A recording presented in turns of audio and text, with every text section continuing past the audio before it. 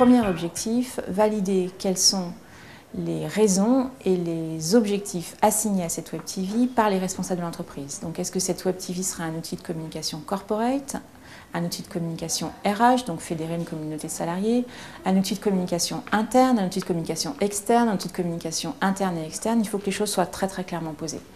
Parallèlement, on s'intéresse aux attentes des collaborateurs de l'entreprise vis-à-vis de cette Web TV, l'idée étant qu'il y ait très peu de distorsion entre leurs attentes et les objectifs assignés à la Web TV.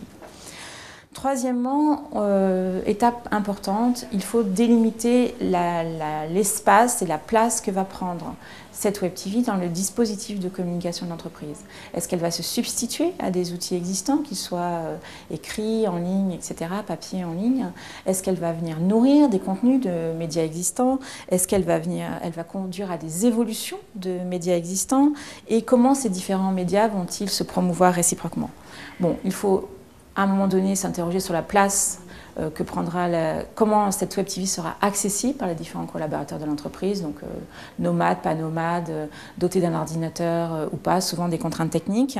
Et enfin, les conséquences de la création de cette Web TV sur l'organisation du temps et du travail en entreprise, donc qui va gérer, qui est responsable de projet, etc.